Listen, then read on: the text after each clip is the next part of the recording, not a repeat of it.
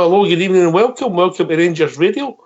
Join myself, Fox. You're on the panel tonight as the two muckers, the two legends, the two superstars of Rangers Radio.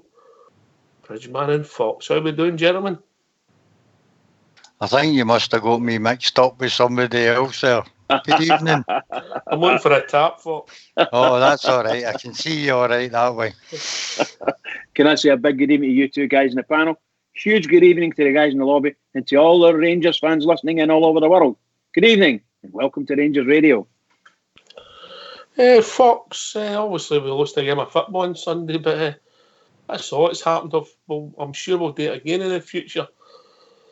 Yeah, I was really, really disappointed in the performance. Not the result, as I said last night. That can happen. It can happen. You can be mugged. You can... A mad 2 minutes. The other team's goalie can be man of the match. None of that happened. We were just poor. But the overreaction's been pretty OTT, yeah? Well, I can only speak for myself. I was bitterly disappointed on Sunday, but it's water under the bridge now. We've got a game tomorrow night and we need to move on. Can I just say that I agree exactly 100% with Fox. I think we need to, obviously we'll talk about some things, but I'm not anywhere near as upset as I was. Part of me is still hankering back, but we need to push past it.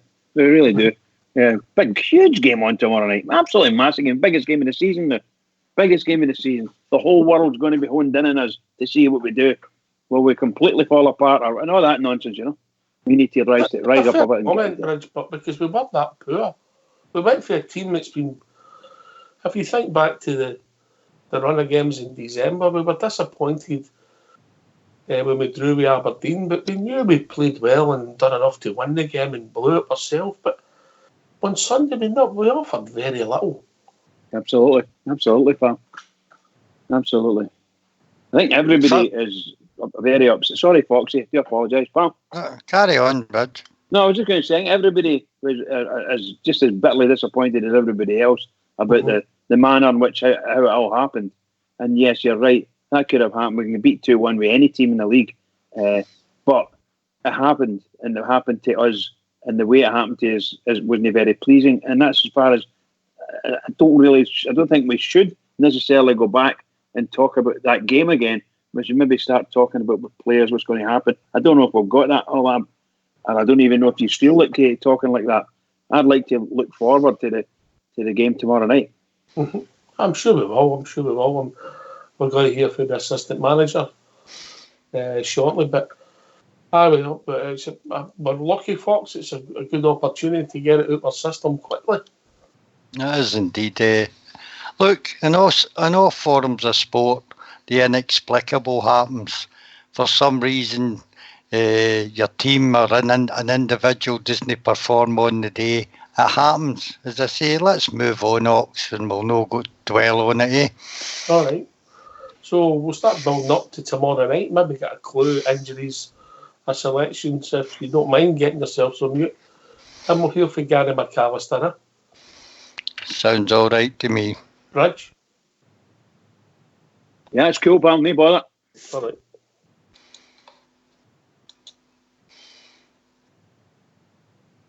Gary, what's the debriefing like after the weekend? Obviously, everybody's disappointed with the performance and the result. Good chat here. Went over a few things. First thing is there's no panic. The thing is we've been in a good run.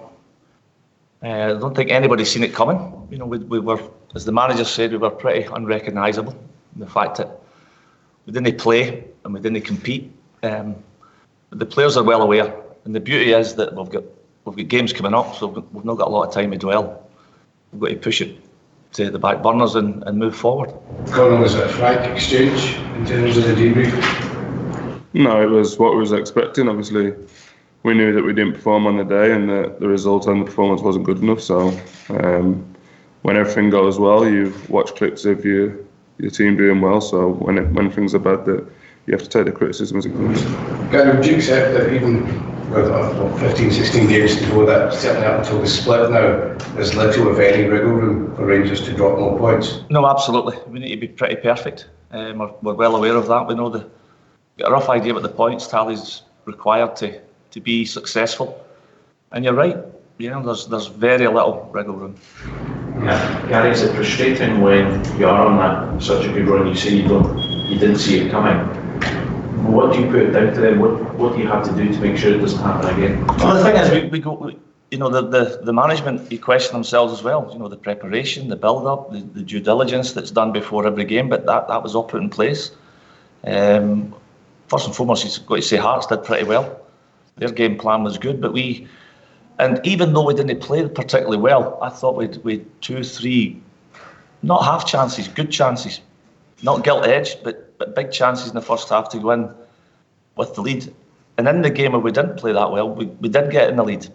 So maybe a wee bit of recognition, a wee bit of experience would maybe tell you that you can't play brilliantly well every game. It's not going to go your way every game. So the wee bit of a recognition of when you're not playing well, maybe just to recognise that and just maybe play in a different way. Do you think the winter break has slowed or stopped your momentum? Well, it's if you looked at the three performances since we come back, you would have to say that we've not performed particularly well since we come back. But I thought the winter break went well. I thought we worked hard. The boys did everything asked of them over there.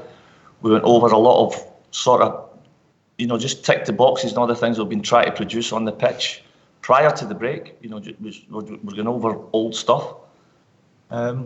So I think the winter break went well, but we've not performed since we come back. That's plain to see. Do you try and use this as a motivation, and now people are questioning Rangers? Have they got the bottle? Can they do it? Well, the thing is, for me, having worked with the majority of these guys for 18 months and maybe a wee bit longer now, I know the type of person that's in the dressing room. So there's no time to dwell on the poor result. It is only one of, if it's a really good run of results, to be perfectly honest.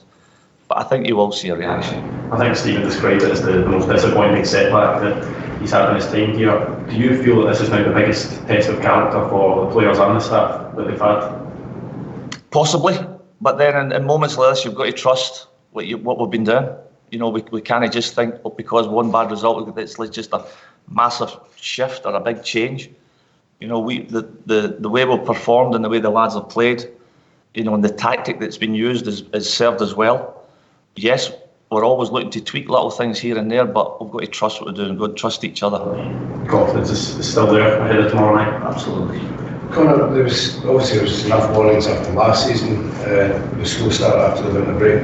Why do you think the team hasn't hit the standards at the start of this year?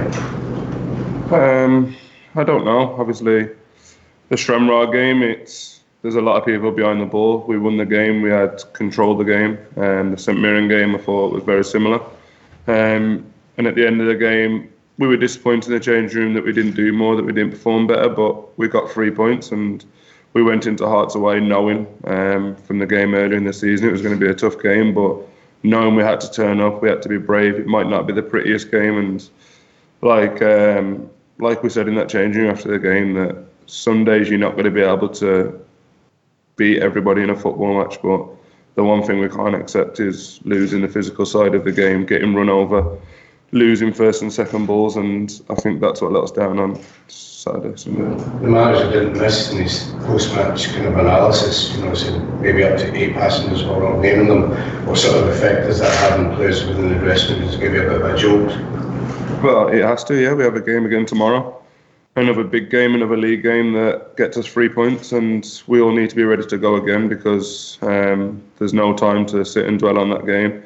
We've got another 3 games in a week, so we need to go and get 9 points, and we know that in the changing room. Gary, how bad is Ryan Jack's injury? Ryan's just did a little reoccurrence of an injury he's had in the past, just in his calves. But we're hoping it's not as bad as we first thought. We get a rough time school, and what do you think that might be? They're talking maybe 10 days, 2 weeks. 2 weeks. Would Big Bruce still be having Alfred Morelos back for this game tomorrow? Well, that goes without saying. He's a big player. He's a key player at the club.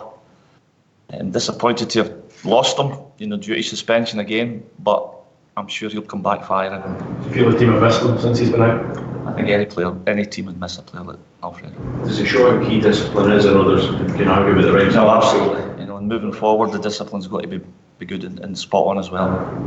Does somebody make you think again about potentially needing to add maybe one more before the end of the window to help you in this type of run? I think when you're in windows, we'll certainly hear if we're continually looking.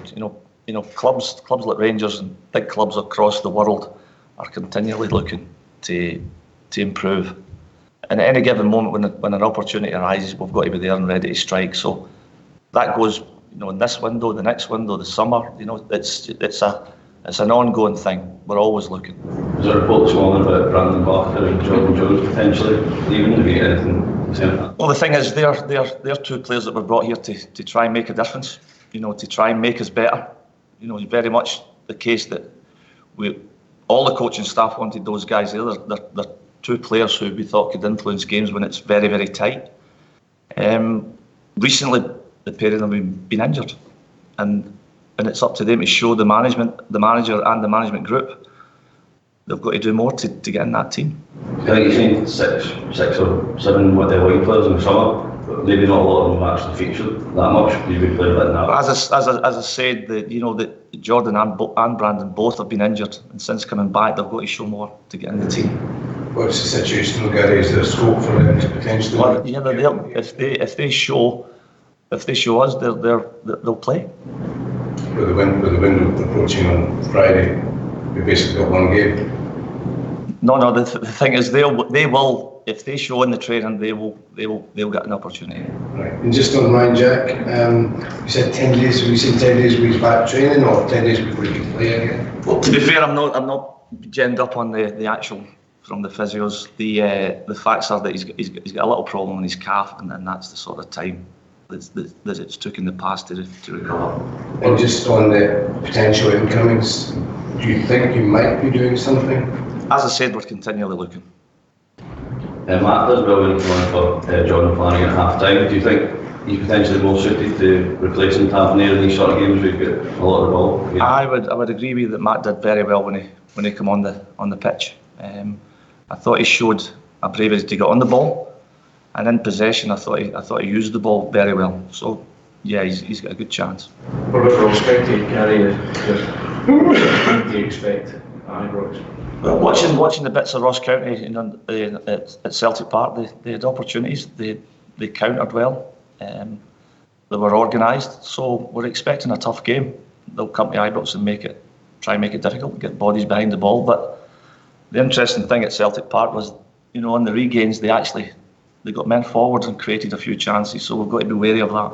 In terms of analysing them when playing at Celtic Park at the weekend, is that maybe the perfect game to look to when preparing to face them at Ibrox? Yeah, on occasions that's been used, yeah, because as you rightly say, they'll possibly try and use the similar tactic at Ibrox. When do you expect James back, Gary?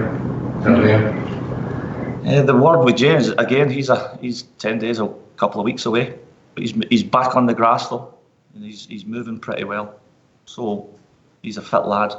He might get back quicker.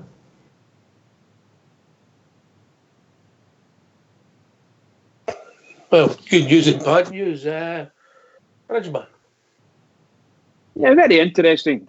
I think he's quite a good speaker too, Gary McAllister, and I think both of them sort of held them up well. Another couple of daft questions. I thought, I'm hoping for somebody to drop some information, but I think it's the worst news. I thought was both Barker and Jordan Jones haven't done anything to impress the management team, and that's a pity. I don't quite understand the Jordan Jones bit, but Barker doesn't look as if he's impressed for sure. Then he's not impressed me greatly, other than 2 games or 2 half games he got a chance at. Other than that, he's not done anything when he's been on. But Jones, I was expecting better things, so it doesn't sound good for them, does it? In all honesty, it doesn't sound good. It might be that you might start to see stories about them getting pushed out because there's no place for them or something like that, Although I don't know if they're getting put on loan, or they're hoping to get on loan, or they want to get rid of them, just get them altogether. Barker's signing was always a strange one, but we didn't have Kent at the time, so maybe understand it. But anyway, we'll see how that pans out. So if people want to join us and give their thoughts, what's the number, Bridge? The number's 0141 356 1972. Phone in. Your call will be took by technical Terry. Hang up and we'll phone you right back. And if George for EK gets it wrong tonight, he's sin died. How's that sound, Bridge? Sin died. Oh my God. Willie Woodburn. He's in a Willie Woodburn. George will be getting a Willie Woodburn. And I'm joining us at Skype at rangersradio.online. As I say, well, technical Terry will bring you into the call. Disappointing news on Ryan Jack, Bridger. Very disappointing, but I may have said, I actually meant to say this a couple of seconds ago there. It sounds like a lot of the guys, myself included, I think I'd said it looks as if maybe he's been carrying a wee up, and that's probably what's been the matter with him. We've been wondering why he was so. Somebody told you he's been carrying it since Christmas. Is that right? If you listened, it's been put out there. Right, okay. I missed that bit, so my apologies. I do my suspicion. No, but I'm saying my suspicion has been he's been carrying something. So there's not much else we can say about it. The manager just confirmed it. Remember, there's a reason why you've got 2 ears and one mouth. Huh? Indeed, pal. Mrs. has told you that one before, hasn't she? Oh, absolutely. I'm an expert at shutting my ears now. Aye, and your mouth. And your mouth. Indeed. Time is of the essence. Keep it shut. Right. We've been joined by the relations expert. JFK has joined us. His relations expert. Evening, yourself, Jimmy. Evening, Bridgeman. Hi, Fox, Terry. The press conference is quite a strange one for me. Gary McAllister, although he's a good speaker, I thought he kind of mumbled these words, but what? He was flat, mate. That's probably a good express, you know. On the Ryan Jack thing, I go back to the game before the Puddle Drinkers, the Kilmarnock game. I mean, he got a kick there, and he was limping for a good 10 minutes in the game, you know. So I would say probably he's been carrying an injury since then, and I think that showed in his play. It looks as if it's Jordan Jones' time, you know, which I'm quite disappointed about because I'd like to see. Okay, but look, I wouldn't read too much into that. No. But obviously, he's not at the moment. He's not getting in front of a Rebo or no. Kent. No, obviously, because he doesn't deserve to get there. You know, I mean, I understand that. You know, but I mean, is a loan spell elsewhere going to help him? But he's also behind Ojo, which seems. Aye, and by all accounts, I mean, Jake Hasty the day he was training with the first team the day, the first team training the day. Mm-hmm. So, I mean, is he behind him as well? You know, that's him further down the pecking order. So that's aye. No, Barker I've not got a problem with. What I was quite astonished with, guys, was that I know people just put it out there, but I couldn't believe that Barker's supposed to be getting £10,000 a week. No, that might just be. I know that's not a lot of money to Bridgeman, but it's a lot of money to me and you, JFK. Oh, well, I'll buy me a new motor. It's shocking. But shocking amount of money. I was quite surprised and shocked at that. If a player of Barker's getting 10,000 a week. But the rest of Gary McAllister's press conference and the usual stupid questions. Very honest. Yeah, he is very honest, but it's a good way. It was flat, you know. It seems the gaffer was devastated, but that's good. Same as us, if I'm being honest. Same as us. We've been flat Sunday as well. We're looking forward to tomorrow night and hopefully bang a few goals. And Alfredo will obviously get a great welcome. His first game back after suspension. So I'm looking forward to that. I was pleased they spoke about Polster because I said we were talking after the game against Hearts Oxford, and there was talk about 7 or 8 players didn't perform, but one player who I thought did perform for the time he was on the part was Polster. I thought he had a decent game, and I'm just hoping that he is in contention for tomorrow. Where will he play? He can play right back or midfield. Talking about people in contention, we've been joined by Stardog. Evening, Stardog. Evening, guys. How you doing? Nice, Stardog. You all right? Did you hear the press conference there, mate? I did, mate. I listen to it earlier on in the day as well. Did anybody else find it a bit strange that Stevie G didn't take it to sell after the defeat, or is that just me? I think if you look, Gary usually does one a month, doesn't he? Right. The gaffer No, I would have liked to heard for the actual gaffer himself, especially after a defeat like that. But I mean, I like Gary McAllister. I agree with yourselves. I think he speaks well. Polster for me has got to play tomorrow. I know he was speaking on him there, and Jimmy was grunting him there as well. Polster's got to play, mate. I mean, if you're missing the attacking finesse that Tav gives to the team, you've got to put somebody in there that can put a bit back into the team. He was brave on the ball. He was taking people on. He was whipping balls into the box. He was switching the ball. He was doing everything that you need to do in that position, mate. He was getting to sell up the park. So I'd be happy to see Matt Polster play tomorrow. Don't know if the rest of you guys would like to see Flanagan back in after the first half.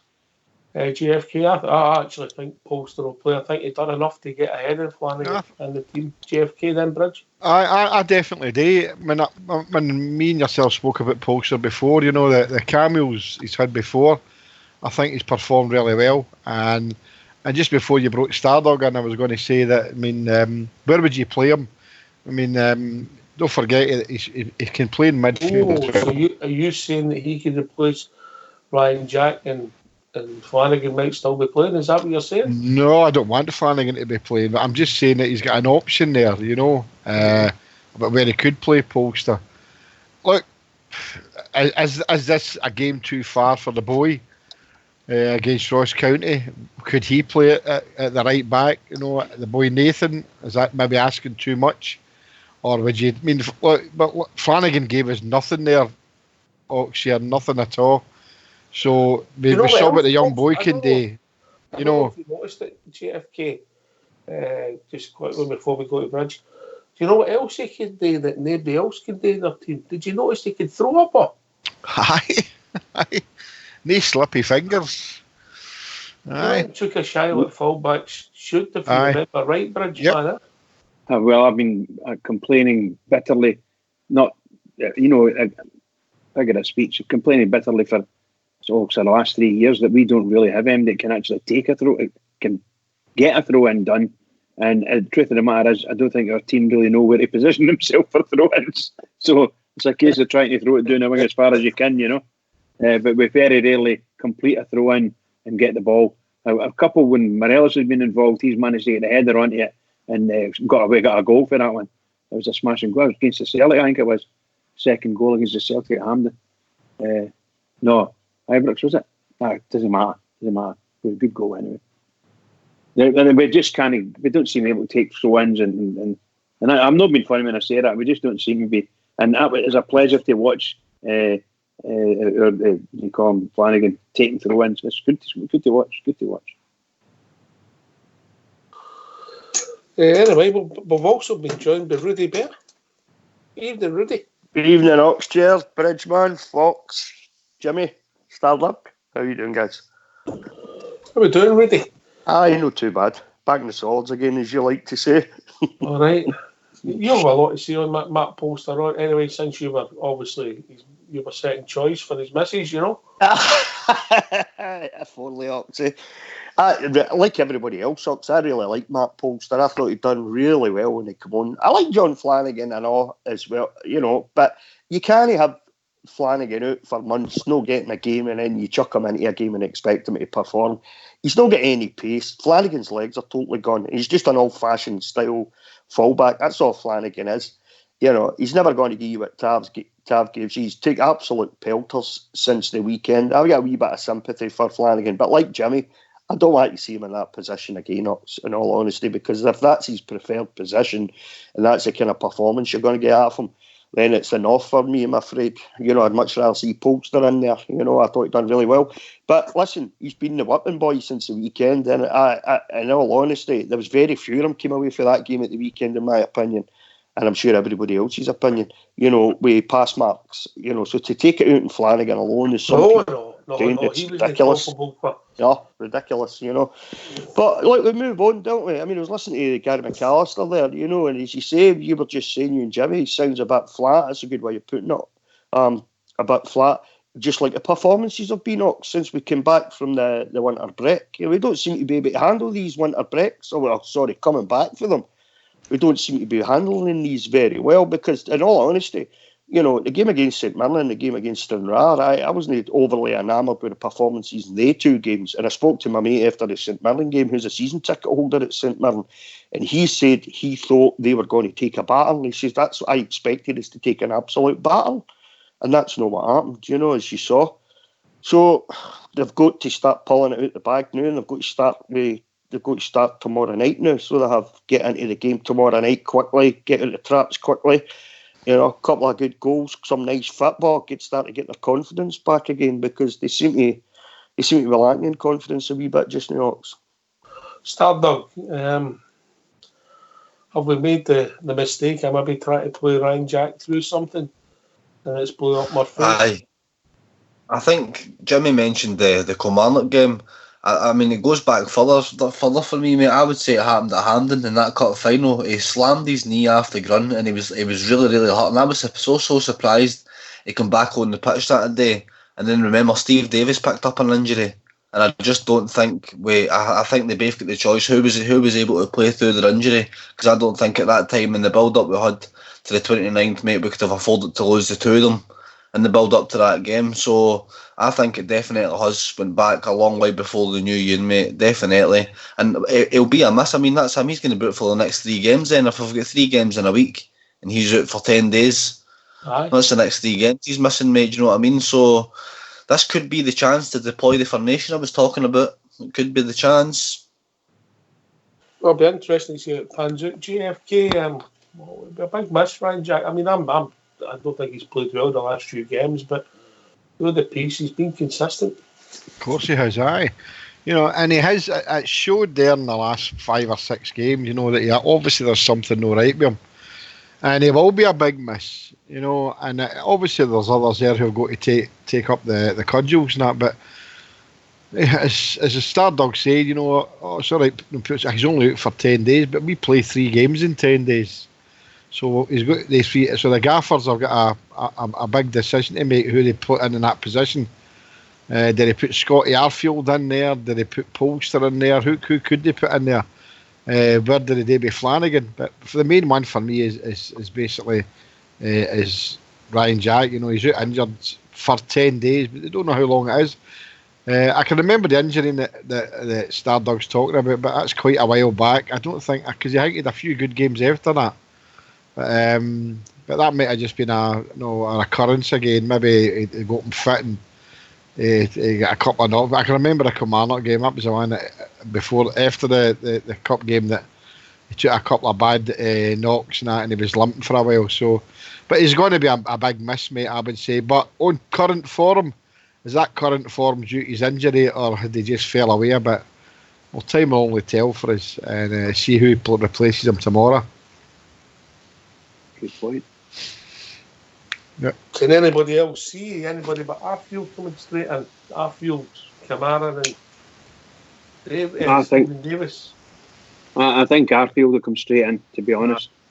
And the guys are saying that Polston, if he's going to play it right back instead of Flanagan, makes it it might be intriguing to see how Polster and Arfield can maybe link together, and along with Aribo up the top, might make an interesting right wing or right side of the team. That'd be quite nice to see. Mm-hmm. And we're talking about injuries picked up at the cup final. That's where we lost Helander as well. So that cup final didn't do us very good. I think we've really missed that boy, to be honest. Really. I mean, that's nearly 2 months. Big Helander's been out, yeah. Right. But maybe I missed something, because I watched the presser and then I listened to it again. Nobody asked a question about Greg Stewart, did they? No, not one. No. So you wonder a bit where he is in the equation, Do I think well, Jimmy, in all honesty, I mean, when you get Defoe in there at the weekend, we could have been doing with something up there beside Defoe, giving us a wee bit of help out, and I think that's exactly where Greg Stewart would have come in handy had he been fit. Unfortunately, we've kind of missed him a bit. He's a very intelligent player, Greg Stewart, so he's really good running about the edge of that 18-yard box, He's good in the tight positions, isn't he, Rudy? Certainly is. I would like to have seen him a wee bit more, Greg Stewart, this season, because he's certainly not done himself any harm, Bridge, any time he's been on. You know, he's scored a few goals, hasn't he? You know, and he's made some stuff happen in games. So I would like to. That's been unfortunate, I think, with Greg Stewart, and it goes back to what Jimmy's often mentioned on here about needing another striker, isn't it, Jimmy? You know, aye, as a backup striker would have been.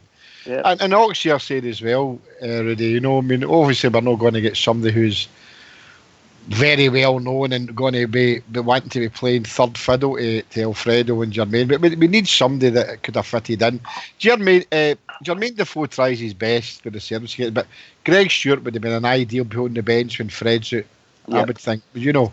Anyway, gentlemen, we'll be George for EK, who seems to have done everything right tonight. Evening, George.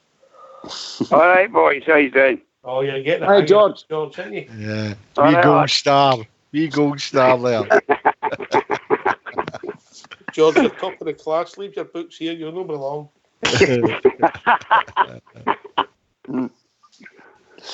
How we doing, mate? Did you hear the press conference? I'm not feeling too clever tonight, but I just thought I'd phone in anyway. You know what I mean? Not me, mate. What? Is there in? Can I send Fox up to help you out? No, You've not got that coronavirus, have you? You've got that coronavirus. My bit chesty, innit? Oh, know what I mean? Okay. I mean, but I had the press conference, aye. We'll send Jordan round.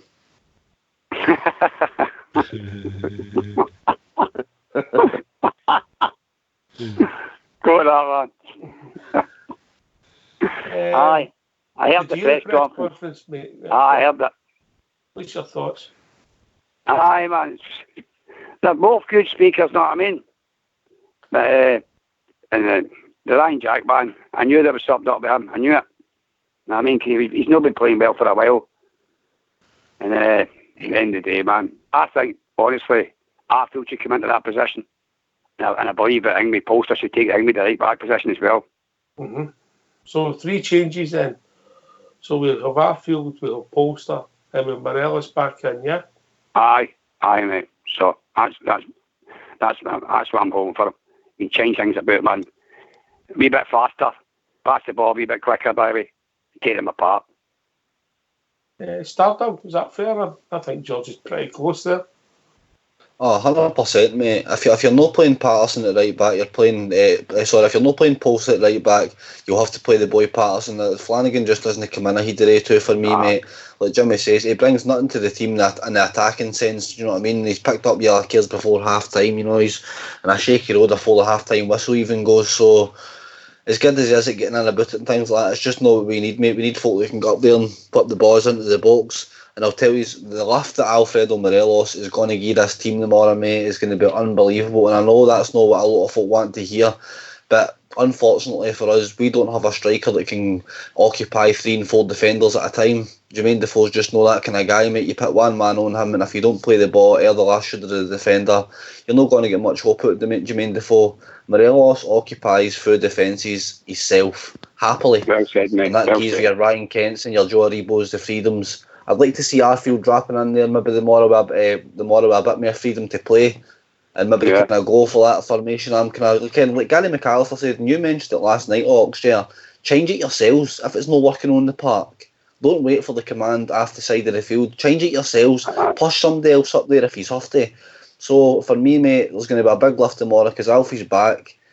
And that'll free a couple of good players up going forward as well. So I'm looking forward to tomorrow, mate. But 3 changes is probably what's going to happen, George. I would agree with you there, mate. Totally. Rudy Bear, how does Kamara not get dropped after that performance? I thought he was dreadful. And he's such a good young player as well. You know, watched him so often this season and thought, what a bargain that boy was. But he was absolutely dreadful yesterday. Nothing was working for him. He caused one of the goals by his daft mistake. He's messing about. Instead of just punting the ball out the park, just clear it and then start again, you know. It was a disastrous performance, I thought, by Kamara. And I don't know where that came for, that performance, in all honesty, Ox. Because more times than not, you know, we've been really pleased with his performances this season. Does he get dropped? I don't know. Who do you put in his place? For me, I think you've got to play him, because you're not going to have Ryan Jack. I think you need him in there.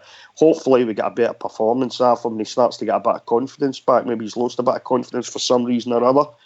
I mean, maybe he's been turned on that paper talk.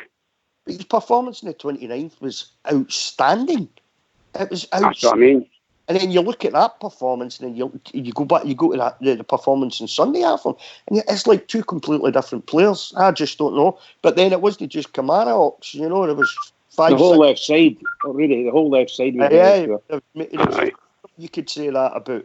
But does Kamara get dropped? No, for me, Ox. I think you've got to play him again tomorrow night. So you have simply because of Ryan Jack. I think if Ryan Jack had been fully fit and still firing on all cylinders, I might not be saying that. But I think they've got to play him because of the Jack situation. Unfortunately. All right, I think we've been joined by Bournemouth Bear. Evening, Bournemouth. How you doing, boys? All right.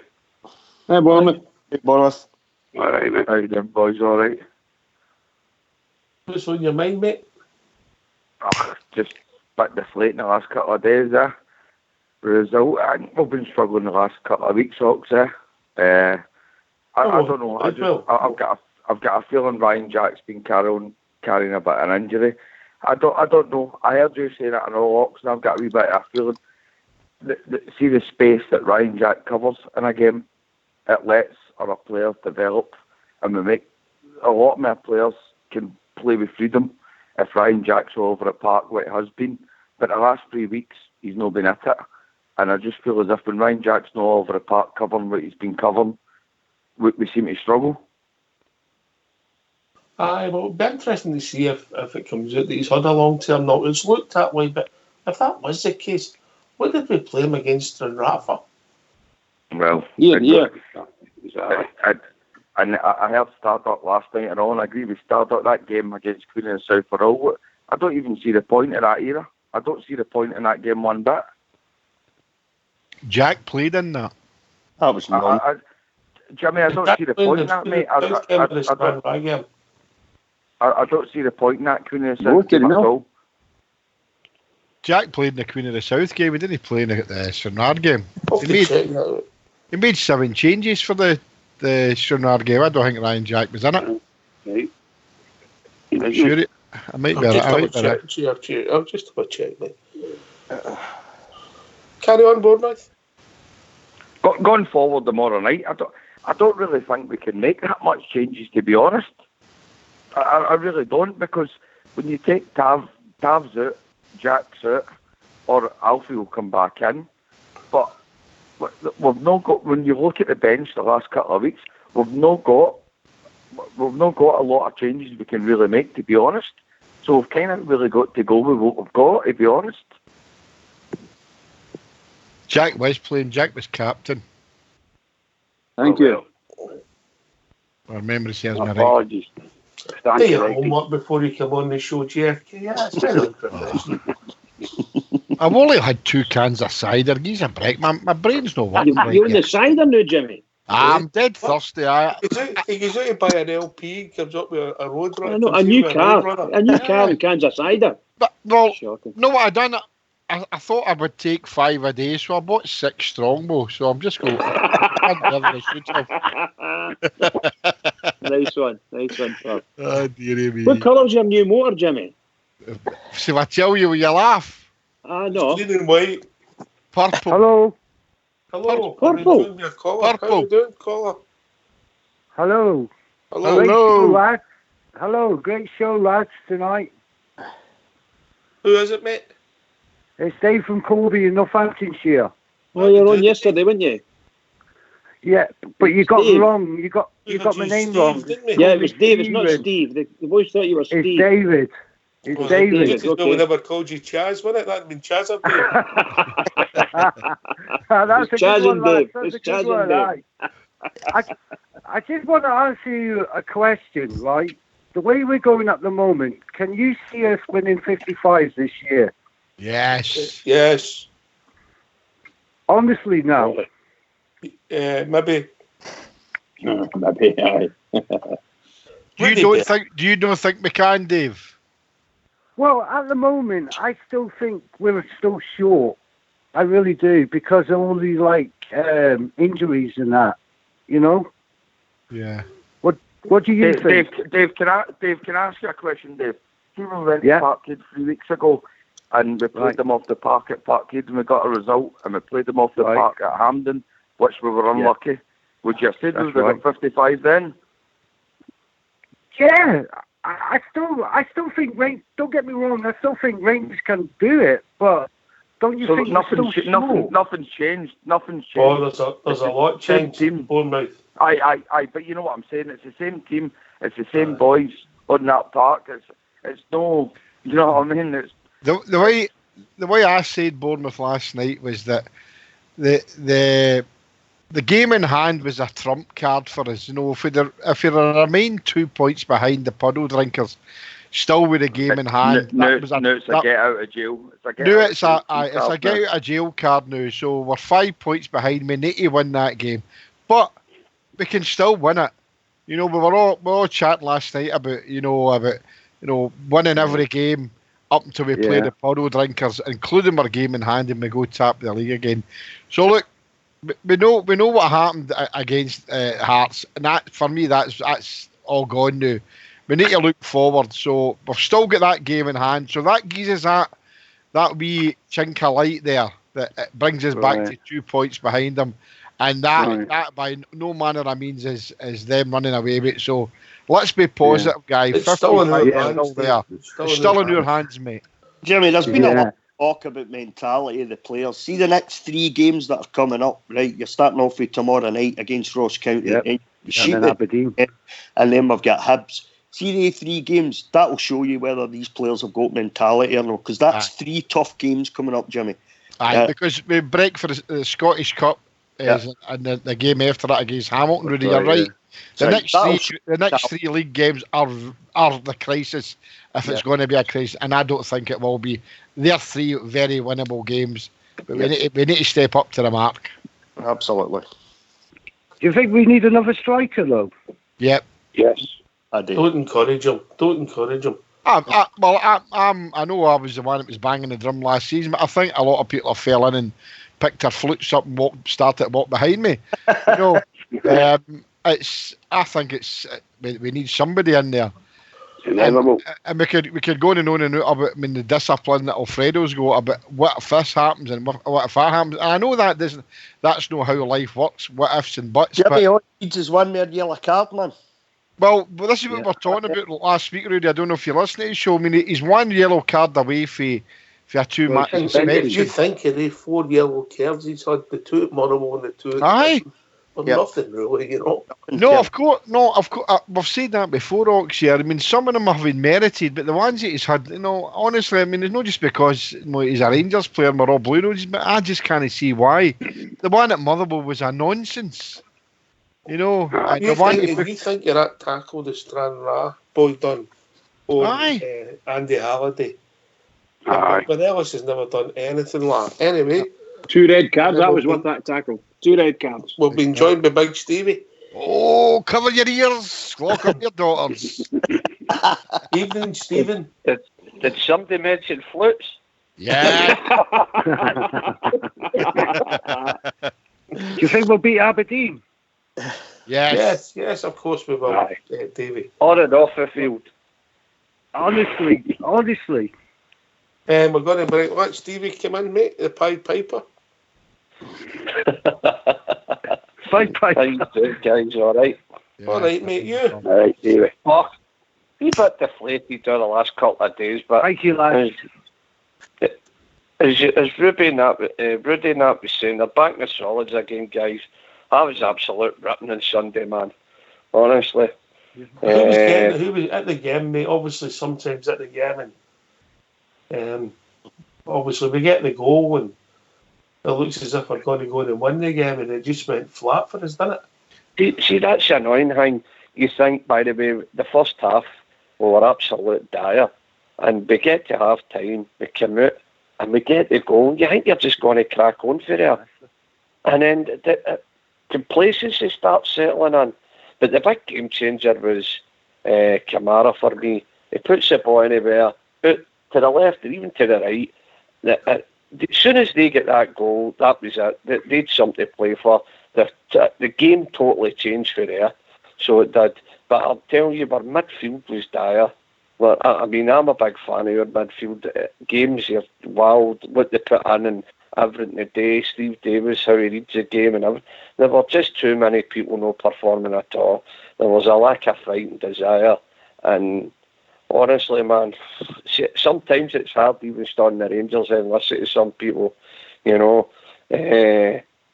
just crazy stuff. No, I was so angry walking away from there. You're never expecting that in a million years. Just the way we started. But do you know that I didn't think our defence played that bad. I didn't think they played that bad at all. Up to the Kamara situation, they didn't have an effort to go. I mean, Big Golson was one of the best players in our team. The best out of a bad bunch, if you want to put it that way. But he slipped for the goal. And, it's just one of the... And then a deflected goal. Just pure luck sometimes, no? But look, we've got to take a step back, let the dust settle and see where we are.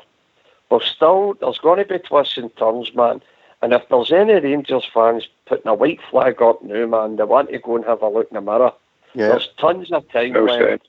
Well said. We've got games upon games to go.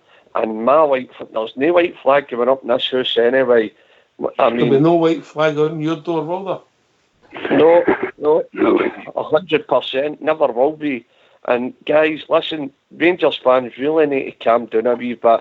They're jumping the gun a wee bit, talking about certain players and things. Calm down, take a step back, take a deep breath and look at it. Listen, can't take nothing away from Hearts. They played to their advantages, you want to put. They pressed us high up the park. Normally what we do with teams, and it worked for them. That boys ran and fell into the ground and stood to Stephen Naismith. Did they go to the left of the goal, mate? Oh, they got the left of the goal. It was a total game changer. That how Kamara, he was trying to look left to put it right. Just get rid of them. Put the ball at the park, feel no right sure. And just the boy poked his foot through his legs and kicked the ball on.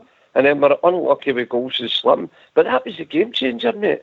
That just you could see it after that. It was just all about them after that. You know, look, it was one of the, I can't say it's one of the games when you're running for a championship. We never expected that. But you can't just lie down and roll out now. We're going to get the chance to get rid of it, make that a thing of the past, and let's move on. Morelos is back. Let's look at the positives rather than the negatives. I mean, for me, the positive of the game was Polster. I thought he came on and he played absolutely no bad. Yeah. Considering the boys don't had much game time, he was composed the ball, he was crisp passing, and he looked a threat when he was going forward. The bottom line, that was the only positive for me. But guys, listen, just settle down a wee bit. Let's get behind the team. The more we'll forget about that in a couple of weeks' time when we get back in a wee run again. We'll win our game in Horn against St Johnstone and we'll beat the puddle drinkers at Ibrox and we'll go a point ahead. Now, keep it going for the Rangers. That's the bottom line, Georgie boy. How's your chest infection, by the way? I know.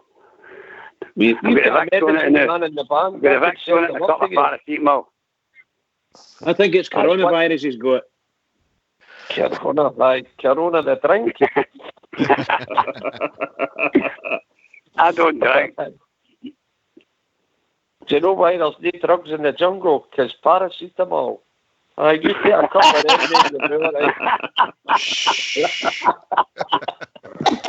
I'm taking you've still got the Christmas crackers in the house, Steve. Listen, guys, just please, as Bears, let's galvanise, let's show a bit of unity, let's get together and get behind the team. They need us now more than anything. Biggest game of the season, Stevie. Biggest game of the year coming up tomorrow night. Biggest game. Listen, and by the way, they played well against the One Eyebrow Brigade, so they did. So we need to watch for P's and Q's tomorrow. It's not going to be a walk here tomorrow, by the way. You know, according to what I was hearing today, that they could have had a couple of goals at the Pedo Dome. So We need to just keep our back door shut and keep things going. But guys, get behind the teddy bears. They need us more than ever. What's your team tomorrow night, Stevie? How you lining us up? Our Polster will be on that's 100%. Oh, it's got to be McGregor, Polster. It'll be Cottage. Big, what do you call him? My God. Golson. Barisic. Barisic. And then in the middle, you're going to have Jack will be out. So I think it'll be Arfield, Davis, and Kamara. And then it'll be Kent, Alfredo, and who will I go for? Aribo, aye. So I think that'll be the team tomorrow. But listen, man, boys, I keep saying it. Our cry is no surrender. Get behind the team. They need us. The 100% need us. What the things that I was hearing in that Rangers end there on Sunday, I felt like grabbing a couple of boys and saying, "Are you sure you're a bear?" I really, just some of the things that they turn so quick on the rain all the time. Just take a wee deep breath, get behind the team. It's a hiccup. Stevie G's shattered the same as us, and the boys that were playing on the field on Sunday, they're picking off the field and all. And I hope they look in the mirror and say, that's not going to happen again. We let the fans down. Here. Stand up, can you come, son?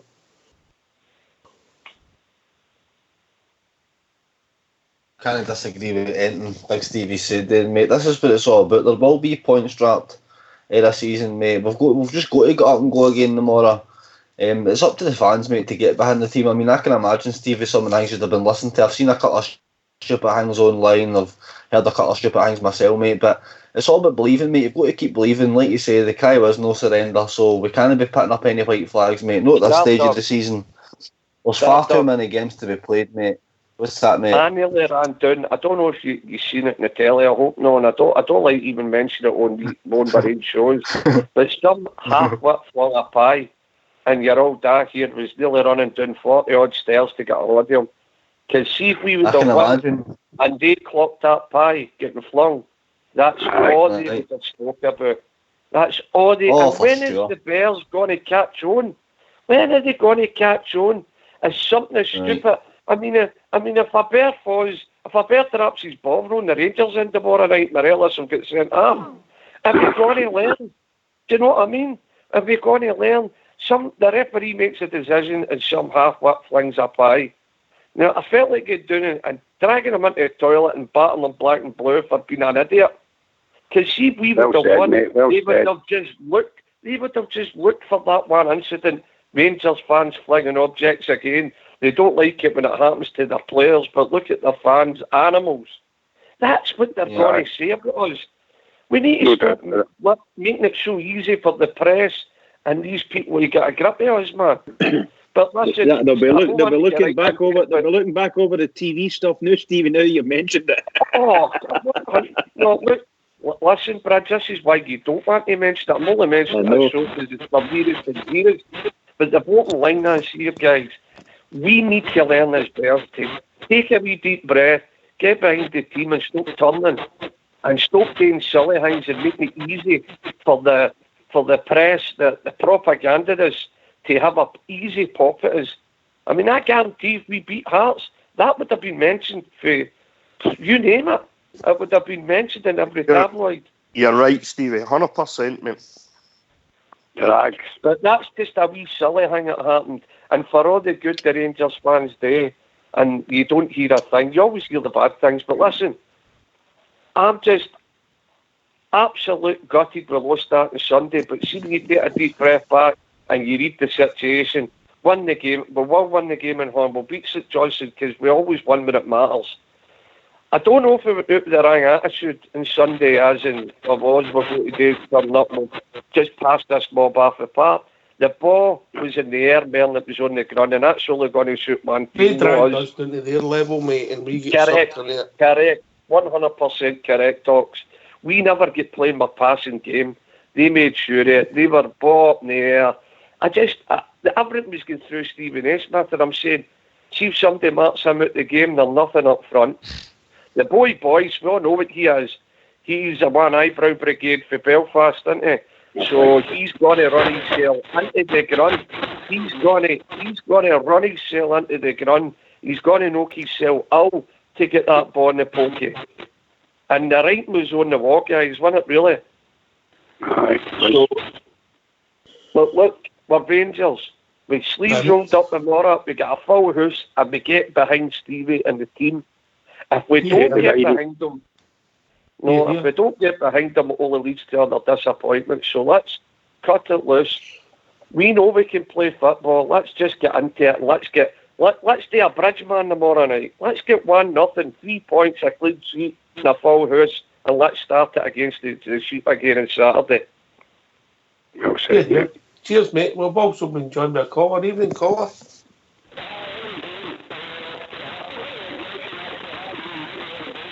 Evening, caller. Oh, he's calling to the moon. No, he's not there. Bad Linux. Aye, maybe not paid his bill. Aye, Not about bad lines. Rangers beat me for mine on Sunday. How much? A few quid. What did No you have? comment. Myra Hinley's still awake. Okay. Oh, you're not. She can't get half of nothing, mate. It's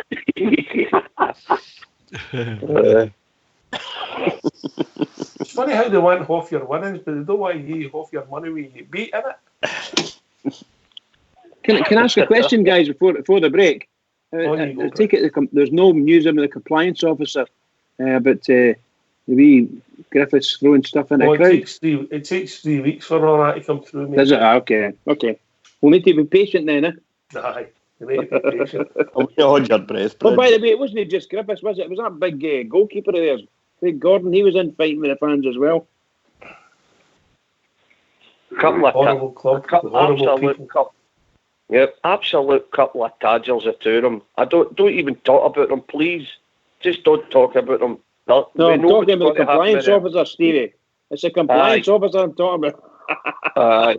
And listen, Brad, you know and I know, no matter what happens, they'll date to shoot them. You believe me, they'll move the goalpost to shoot them, no matter where it is. Well, Stevie, don't give them ideas. Moving goalposts. Moving the goalpost, they're off. Anyway, get yourself a mute, everybody, for bloody of a tune.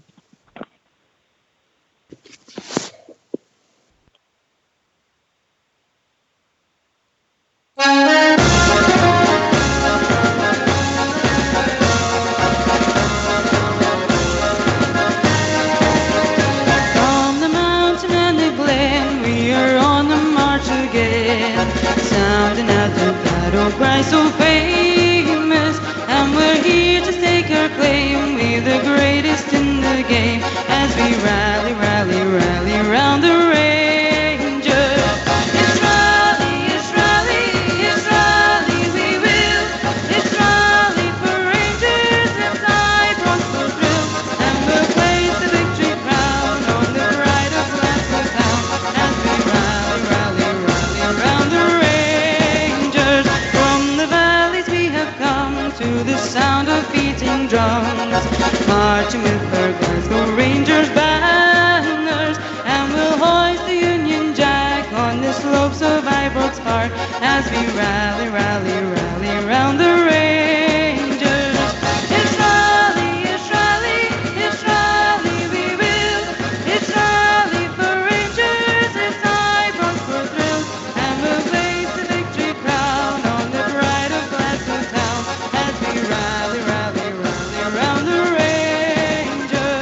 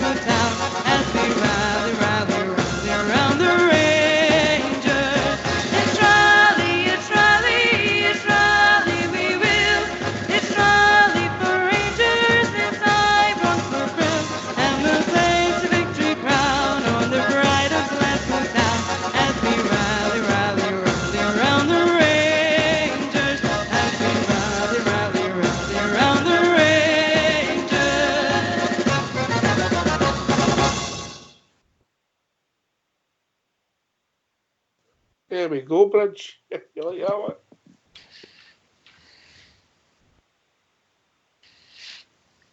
Bridgeman.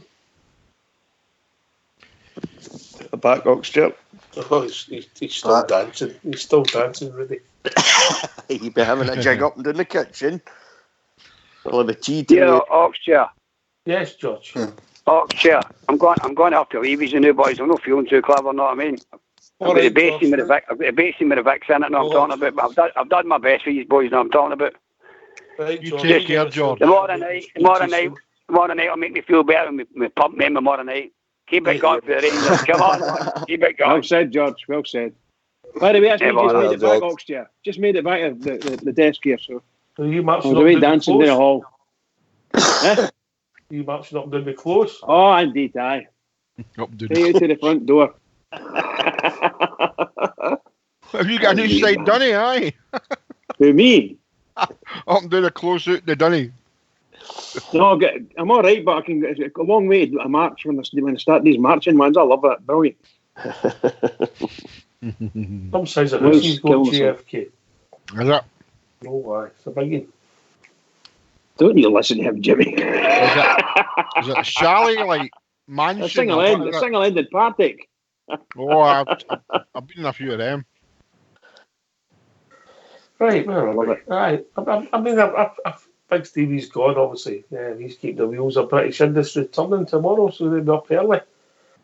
And he's also got his marital duties as well, so he's always a busy man. Mm-hmm. You can feel the heart's maybe too strong, really, but you feel the, I don't know, disappointment. Let's put it to that. Aye, it was like you say, Doc. So it wasn't so much the defeat. I saw better Rangers teams than this lose games that they probably shouldn't have done. But it wasn't so much a defeat. It was the manner of the defeat. You know, had we played really well, and you know, as Jimmy said, your second goal was a deflection and all that. You know, their winning goal. Stuff like that, mistake, the Goldson slips for the first one and all that, you know, and you could just hold your hands up and say that's, you know, these games happen. But it was the manner of the defeat, such a lacklustre performance, you know, all over the park, really. You know, but there's nothing we can do about it now. It was a disappointment in the display, but there's nothing that can be done about it now. It's on to tomorrow night now, Ox, you know, and as I was saying earlier on, Jimmy was making a point, and as I says to Jimmy, the next 3 games, there's been a lot of talk in the papers about mentality and stuff. Well, we'll see in these next 3 games that are coming up, because they're 3 absolutely huge games. These next 3 games, you know, so we'll see how the mentality is there. Aye, we're all disappointed. Like, had we a win on Sunday and then went on to win on Wednesday night, tomorrow night, you know, we know where we'd be sitting, we'd be chuffed to bits.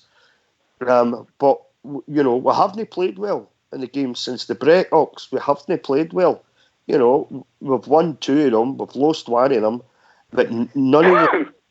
I've been totally enamoured with the performances in them, in all honesty. Well, that needs to change as of tomorrow night. You know, we need to get a performance out of them. They need to, and only a performance, a good one, will start to bring their confidence back again. You know, and it'll give us a bit. We've got faith in them. We've got faith in them individually as players and as a team. You know, we know how well they can play. We've seen it this season, so they need to try and get back to that again tomorrow night, Ox. Yeah. I've been joined by a caller again. Evening, caller. Hi, Oxford, do you hear me? Aye, we can hear you. Hi, how you doing? Listen, I forgot to mention Happy New Year to all the boys, because obviously I hadn't been on since away last season. You're not going to believe this. It's Willie. Guess who scored tonight for Burton Albion? Jamie Murphy. You couldn't make it up, could you? And then they'll say Shankland. I think Shankland scored again. Although whether he's the answer or no, we'll never know. What about Doherty for tomorrow night? Nobody's mentioned him. Do you know how he needs you a chance? Can I see it personally? It just seems so far at the mix, but I'll take it around the panel. Bridgeman? I don't see Doherty making it. I think the young laddie, that you call the boy from Mother, Jake Hasty, I think he might have a better chance of making it than Doherty. But you never know. The manager might just let's go and do it, you know. But I think boy Hasty before him. So nobody fancies Doherty at all, even for maybe a seat in the bench tomorrow? Oh, it might start getting close to the bench because of a few injuries. Stardog? I mean, we all know that Greg Docherty's been linked with clubs away and things like that, but Gerrard's never actually had any complaints about Greg Docherty. I mean, he's always said he's been the ultimate professional and he's been so unfortunate because he likes a Kamara, Jack, Davis, or a Heedham and things like that. But after Sunday's performance, mate, it depends what he's been doing on the training ground, you know, whether he's still putting, I don't know, but how many of them would be a Heedham? Obviously, Jack's gone about injured now, so I don't know so much about Greg Docherty, mate. I don't see it. But it's Steven Gerrard, mate, he always kind of likes to throw a wee wild card in there, so I mean, I'd be happy to see him, mate, give him a chance, see what he can do for us, but I think it'll be Scott Arfield, mate. But Jake Casey's an interesting one for me, why he's been brought back, and will he feature in the squad? Is he just going to come straight back in there or what? Rudy Bear. Aye, it's going to be Arfield, unfortunately, for Docherty. I like Greg Docherty, I think he's a good young player. I just think the cards haven't really fallen for him, you know. He's trying to get into the first team squad, even the squad goes as far as getting on the bench and stuff like that.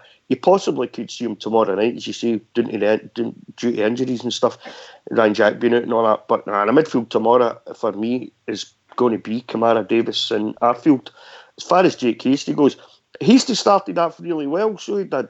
And then I'm sure they changed the way they were playing or something like that. My mate was telling me they decided to change the way they were going to play, and it kind of put Hasty out in the cold a wee bit. I think he had 16 games, 3 goals. I don't know. I'm not sure about assists, but he started off fairly well. You know, and I quite like the look of young Jake Hasty. He's got a bit of pace. You know, he's stocky, strong as well. You know, I've seen him when he was with Motherwell. You know, he used to just run his way through players and stuff. And, you know, and he's got a fair shot on him as well. It's a possibility we might see. Because I think that's why they're brought him back. They're brought him back to play him. They haven't brought him back. I don't think they put him out on loan. And if I think they brought him back because he wasn't getting games, mate. Aye, they will. I mean, if they're talking about Jordan Jones and possibility of Jordan Jones and Brandon Barker. Barker can go any time for me. I'm sorry, but I don't like to say that about a Rangers player. 3-year contract, mate. He can just go any time they can get him out the door, in my opinion. It was always a strange one for me. Jordan Jones, a wee bit surprised at some of the rumours that's flying about that, about Stoke City and stuff like that. You know, and the possibility is they'll look at young Hasty and think, right, let's start working on this boy then. You know, let's see if we can get him near a first-team performance, you know. But Greg Docherty, for me, I've always liked Greg Docherty. You've heard me often enough on Heroes. I just think the cards haven't fell properly for him, you know, with stuff that's happened when he came to the club, the turmoil and all that nonsense that was going on at the time. And then I think when Stevie Gerrard came in, as much as Stevie Gerrard likes him, as Starbuck was just saying there, Stevie does, he spoke about him often enough, how he's the ultimate professional, you know, he's a great guy, you know, the rest of it, really hard worker in training. I just don't think, you know, he's going to get in ahead of Arfield, Kamara and Davis, unfortunately. So you might see him on the bench, but I think that would be about it for me. There seems to be a lot of players in our pool that were brought in as loan players and things like that. By the sound of things over last night and tonight, the manager doesn't see them fitting in at all at any time. So I don't know how many there are. I'm talking about the guys that haven't really had a chance. I'm talking about Docherty and Hasty and things like that, and Jordan Jones. I just, you know, there's a lot of wages there. Hasty and Jordan Jones are different because they weren't here last season. Docherty was. That's what I'm saying. They've been brought in for in different scenarios. You know, so I don't know. They must be on quite good money as well. So I wonder what the manager's thoughts are. We're getting into the really tricky bit of the season. We've got need all hands on deck because you can see yourself with a few injuries here and there, and we run into suspensions, and yet we don't seem to have anybody based on the teams that people are putting forward. But we're struggling to get another midfielder, that kind of thing. You know, if we lose 2 midfielders, we could be in a bit of trouble. That kind of thing. So it's a bit concerning that our manager just doesn't fancy these players.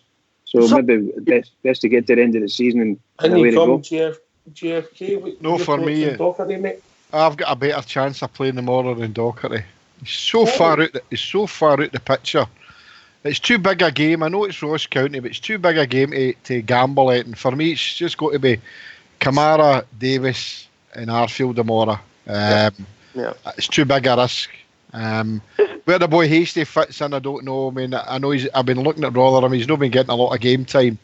they're pushing for promotion to the Championship, so he wasn't getting a lot of game time. So, but for me, I mean, Docherty, if Docherty was going to get a look in, guys, he'd have been on the bench for some of the games this season, which he's not been. There's no use throwing him in because we've got Ryan Jack injured. I rate Docherty. I think he's a decent player, but as I say, you think his time's up, Jimmy? I think his time's up, mate. All right, listen, thanks for the call, mate. We've got some other callers coming in, and we'll speak to you soon, mate. Cheers, buddy. All right, cheers. We've been joined by Albert. Evening, Albert. Hey, evening, guys. How you all doing? Good, Albert. All right, Albert. I'm not on to rant tonight, Oh, guys. we missed the rant. We missed it. Do it, Albert. I want to give my team, and before you start, Bridge, I'm mental. Because you take your blue pills. What's that, Ox? Well, I'm just trying to work out what night of the week it is you take your blue pills.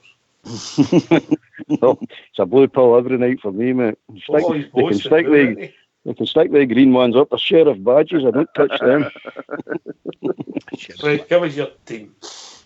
Right, McGregor, Poulsen, Mayo, Edmondson, Barisic, Docherty, Arfield, Halliday, Barker, Morales and Jones. I'm trying to write this down here.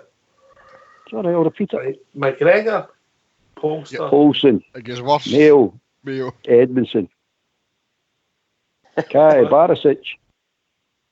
Right. Midfield, Docherty, Arfield, Halliday. Up front, Barker, Morales, Jones. I can smell Jamaican old Holborn here. No, there's two things that he's trying to say. He's trying to be radical and send out a message to the failures for Sunday. Is that the message I'm reading, Albert? No. The message I'm sending out is just a question to you all. See the players I just mentioned there. See if none of them can come in the new after that performance in what's the point? Sunday. What's the point of these players? Exactly what I just said 2 minutes ago, Albert. I've just said that 2 minutes ago. Apart from McGregor, Barisic and Morales and Arfield probably. The rest of them are no contributing nothing. Yeah. Absolutely nothing. The boy Pulser's not a chance, right enough. He showed a wee bit on Sunday and I quite liked it myself.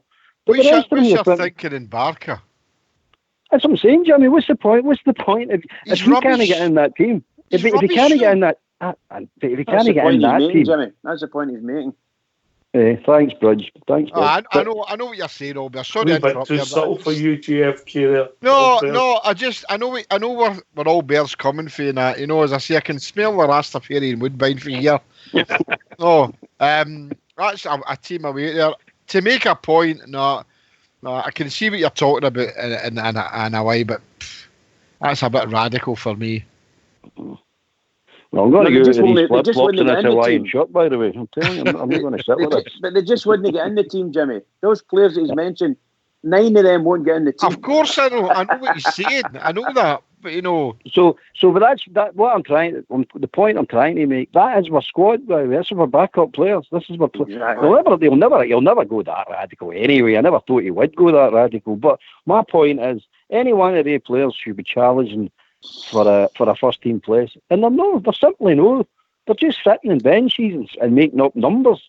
I want a squad that actually is a squad, and you've got maybe 16, 17, 18 players that are all contributing and all fighting to get in the first team. And when they go on the park, they do something. These players are not going to do anything. After Sunday's performance, if I'm being really honest, Kamara shouldn't be starting tomorrow night, and he will be. Yeah, because there's nobody to take his place.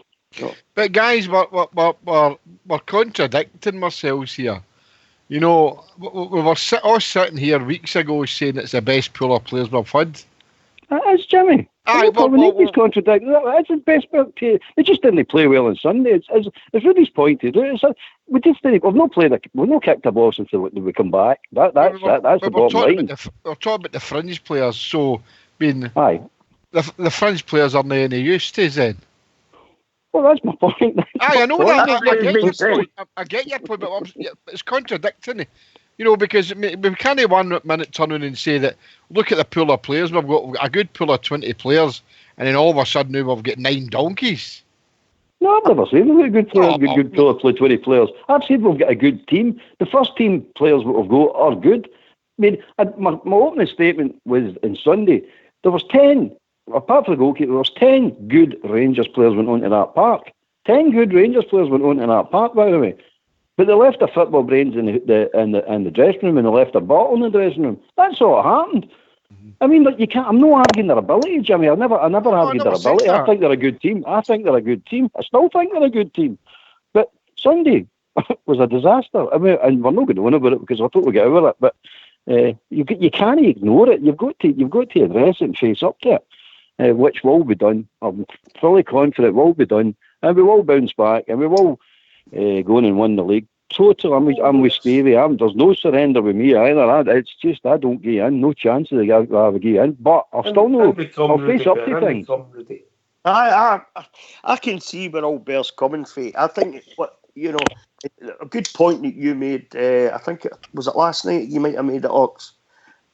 You made a great point. If you take the likes of Tav out the team, Alfredo Morelos and Ryan Jack's not firing all cylinders, and he comes off injured. Did you say about 30% of your quality's gone then, didn't you? Something like that. Well, the point I was making is that Tav and Morelos are mostly worth 15% each year outfield players. Aye. You take them out the team, and then you take Jack out the team. You're taking a lot of the quality out of the team. And that was a really good point that you made, Ox, and if you look at some of the injuries and suspensions and stuff like that, does that start to... I think when you're winning games, you don't notice it so much, when you have a bad result like we had on Sunday. And I think Old Bear's probably right. It kind of talks to maybe a wee bit of lack of quality that we've got, that we thought we had that possibly we haven't, because there's a few players there. For instance, Brandon Barker should never be at our club for a start. Jordan Jones has still got to prove himself. I was quite excited, like Jimmy. I think Jimmy said he was excited about what Jordan Jones... Me as well. I was looking forward to that. That hasn't worked out, apart from a couple of half-decent games. One in Midtjylland especially, I thought he played really well. So there's players sitting there doing absolutely nothing. Greg Stewart, I feel really sorry for. Just thinks hasn't gone that boy's way at all. But I think once you start looking at the likes of, Jack, Alfredo, and you start looking at Tav being injured, which hasn't happened all that often, because Tav's an absolute athlete, a player, so he is. And then you look at Greg Stewart, they can't bring him off the bench now. You're then looking at the likes of Jordan Jones and Brandon Barker and these players who haven't proved themselves. And that, for me, gives me a wee bit of doubt about the quality that we've got in the squad. Polster, I like the look of. Like Albert says, he didn't sell any harm at all, actually, because I'd leave him out of the game tomorrow night. I'd leave him out of the criticism that was received by most of the players after what happened in Sunday night performance on Sunday. That's maybe time to actually look now and think, do we need another striker? Jimmy, okay. Often. And if you take the 11 that started, let's forget about the goalkeeper. We talk about outfield. We had Flanagan and Defoe, and who are fringe players. Is that fair? Because they're no first picks, are they? No, of course not. No. Right. So you put Morelos and Tav back in there. We've then got Flanagan, Defoe, Edmondson, Hollander as fringe players. Your squad is, because you can only carry so many. Aye. Startup. So it's just the injuries are all coming at once, and we had a bad result, and the mood's changing a bit, and tomorrow night's becoming a big game again. Aye, I think what's weird for me is, we spoke, Hawks, at the start of the season about the squad numbers and things like that, and we expected, you can't go through a season without certain players having dips in form or going off form or whatever, or getting injured or suspensions here and there. But the strange thing for me is, mate, they all seem to be off form at the same time, and that's quite rare. So, I don't know what you do with that. You just mentioned, what did you mention there? 4 players, 5 players as your fringe squad players. There wasn't really much in attacking form there apart from Defoe.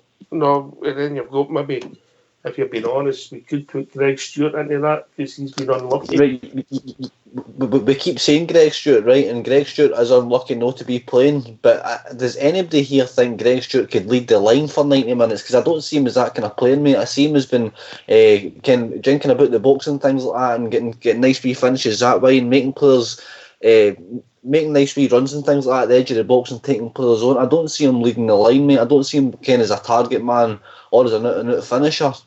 If that makes sense, mate. So for me, we've got to get somebody in there that's got a bit of muscle, mate. Somebody that can, even if they've not got the best finishing ability, somebody that can distract defenders and put defenders about. Because we've got quality.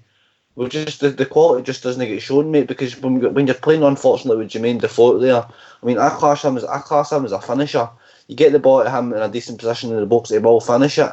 But it's creating the space for that, mate. But it's creating the space for that in these games. Well, there's an elephant in the room, right? An elephant in the room is Alfredo Morelos, right? Because if Alfredo discipline, whether it's right or wrong what he's done, and he gets suspended, albeit, right? Then what that does then is, who have you got to replace him? You've got Jermaine Defoe.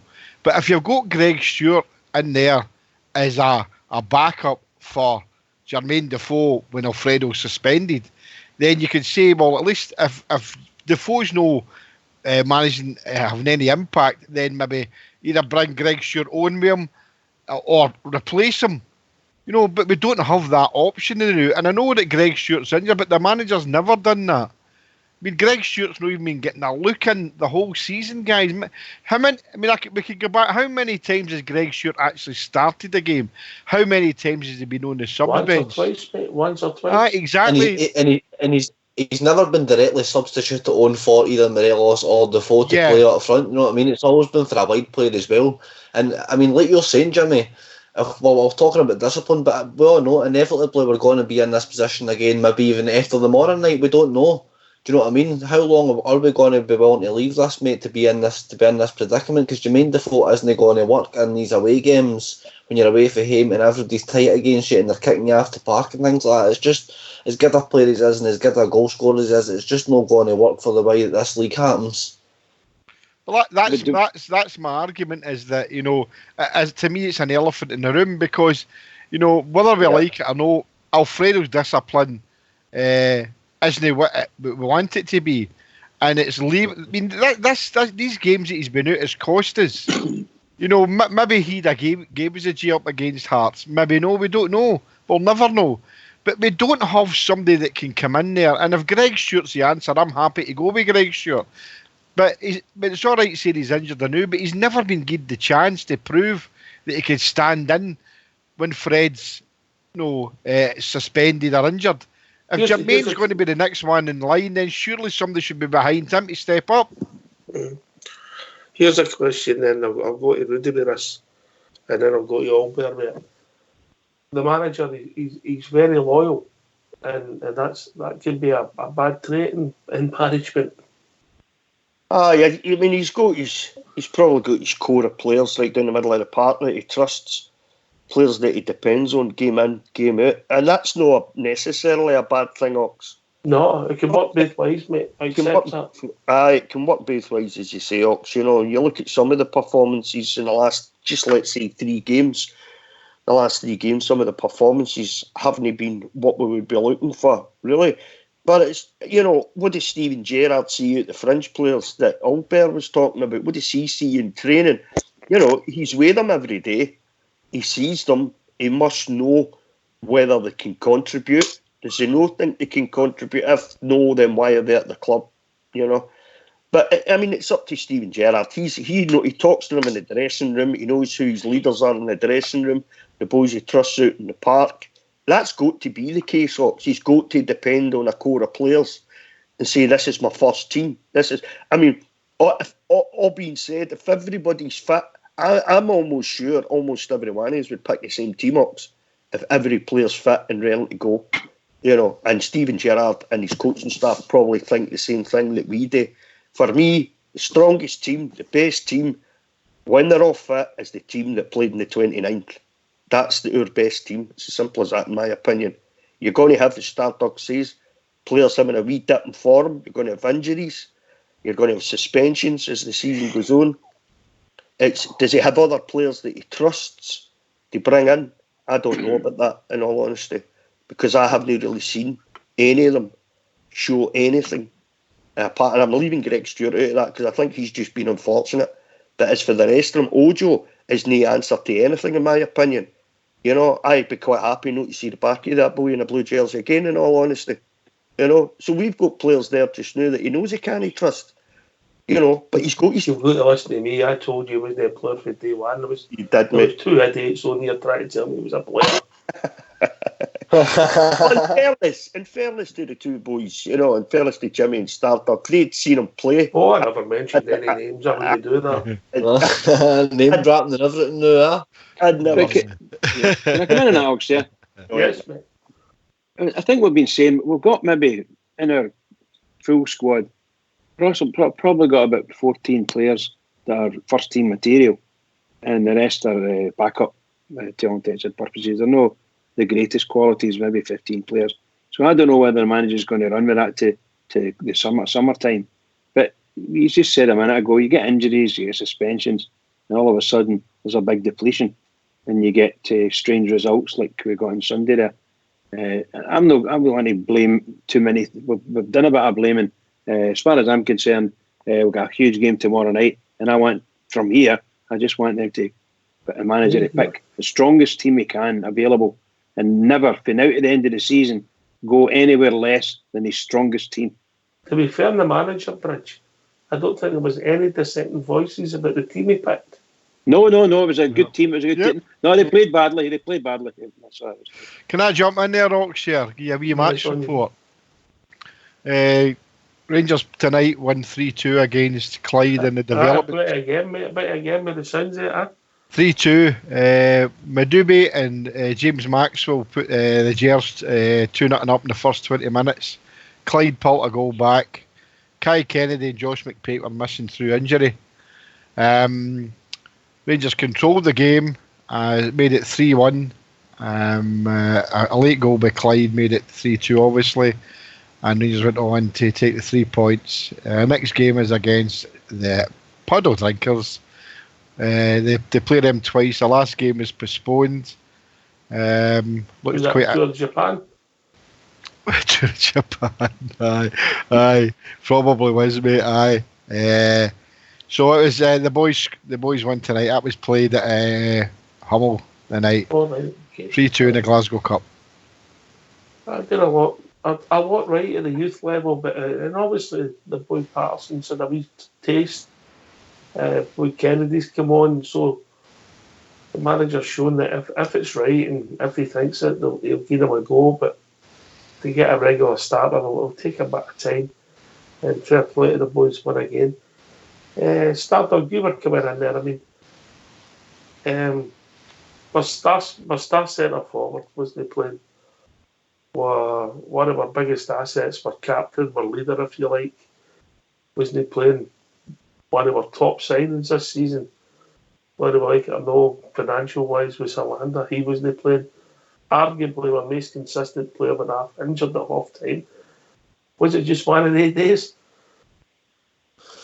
It was just one of the days that's been coming for a couple of weeks, mate. To be honest for you, I mean, we all know the tempo hasn't been there. But I think, I know we're all sitting here and we're a bit doing that about the game. We're trying to get ourselves up with it, but I think it's going to be a tremendous turnabout tomorrow. I really do. I just think they'll lift Alfredo Morelos Jesus, and I know a lot of folk don't want to hear that because it makes it sound like a one-man team. But I think it's been proven when he's known the teammate we kind of are, because nobody else can come up with the goods. They've had their chance there, and nobody else has been able to come up with the goods. Season in the league, mate. And he's not been playing in any of them. There you go. He's not started any of them, mate. There you go. And I think the same with Tavernier and All Fox. I tell you, he's been saying this for ages. Some people don't know what they've got until it's gone. And there you go. There's a wee taster of what life could be like without Tavernier. You could have Flanagan at right back next week's, and I'll tell you, that's not pretty. It's not pretty at all. Rudy Bear. I agree with Starbug 100%. I say the same thing. Rudy was a pretty right back. I don't know. As far as Tav's concerned, careful what you wish for, because there's a lot of. I think there's a few players still not totally enamoured with Tav, and I think you've seen when Tav's out what we're lacking that right side of the park. Tav's an athlete, a player, absolute athlete, and you could probably count in your one Honnox how many since he's been at the club, how many games he's actually missed, whether it be suspension or injury, and he gives us so much going forward. He really does. Flanagan's never going to give you that. Never in a million years when you get that. He's not got the legs for a start. It's not his game. It's not how he plays. It's not how he's played his whole career. So you're never going to convert Flanagan into a kind of Tav-style player. Possibly the boy Polster could step in and do a really good job for us there, until Tav manages to get back. But the sooner Tav's back, in my opinion, the better. I think you've seen it at the weekend there. The sooner Tav's back, in my opinion, the better. Careful what you wish for. I say that often enough, and I agree with Fox every time he said it.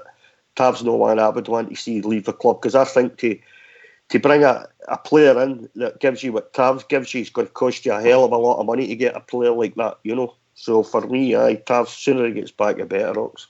Mm-hmm. So I have to agree with that. Right? I know you take a Bridge, but how do you seriously see it going?